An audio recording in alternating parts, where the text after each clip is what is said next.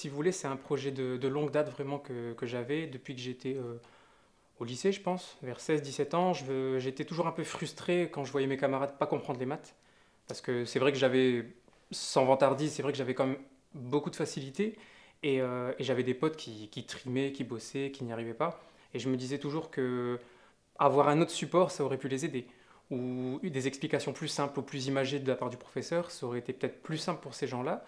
Et je me suis toujours dit que j'avais une carte à jouer en ayant pensé à ça, entre guillemets. Donc je voulais vraiment être professeur de manière classique, mais à côté développer quelque chose pour venir en aide justement à tous ces élèves qui galèrent en fait.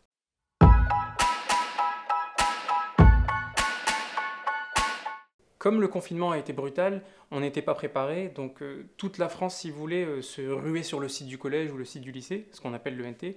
C'est des plateformes qui sont pas faites pour ça, pour accueillir des millions de personnes en même temps.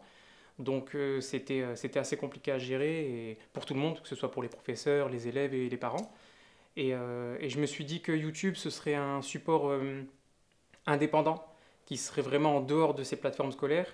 Et, euh, et aussi, même pour des élèves, parce que là, je vous parle actuellement, je suis prof en lycée et à l'université, mais l'année dernière, j'avais des sixièmes. Donc quand un élève de 10-11 ans, vous lui dites que voilà, il faut envoyer un mail avec une pièce jointe, etc., du jour au lendemain, c'est vraiment compliqué. Et je me suis dit, YouTube, c'est familier pour eux. Celui qui veut regarder la vidéo à 14 heures, il la regarde. Celui qui veut la regarder à 22 heures, il peut aussi. Et on n'est pas dans un système où vous vous connectez à 8h30 précise et c'est beaucoup moins stressant. Et j'avais l'humilité aussi de me dire qu'ils ont plein de matières. Ils ont plein de matières à gérer. Et s'il y a une matière qui peut être plus tranquille que les autres, si vous voulez, je me disais que ça pourrait peut-être leur faire du bien aussi de couper un peu du système de visio, de cours à distance, etc.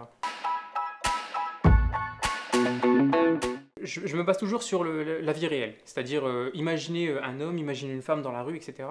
Et après, je me suis dit, bon, j'ai à ma disposition tout ce qu'il y a sur Internet. Je peux vraiment rendre le truc aussi, enfin, vraiment le plus attractif possible, entre guillemets, donc pourquoi se priver?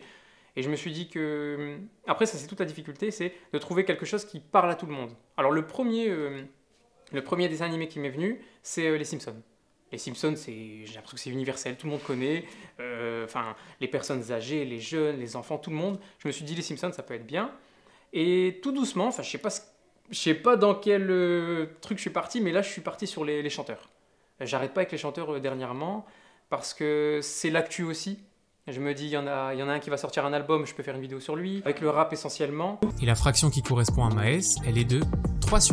On connaît la suite, notre cerveau a compris que x, c'était 182 moins 4. X égale 178 et c'est notre solution. Et Weshden ne va pas manger un morceau, ni deux morceaux, ni trois morceaux, mais 4 morceaux de ce type.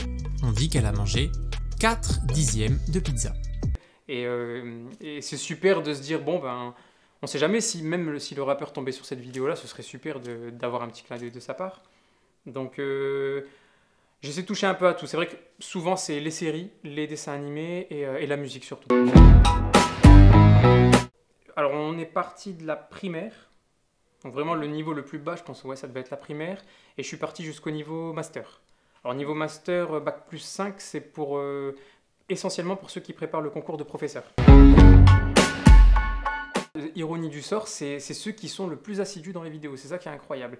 Je regardais quand je m'auto-formais des vidéos sur ça, et il y avait des youtubeurs qui disaient faites attention, parce que vous avez des vidéos qui vont être faites, vous allez passer des heures sur des vidéos, en pensant que le succès va être à la clé.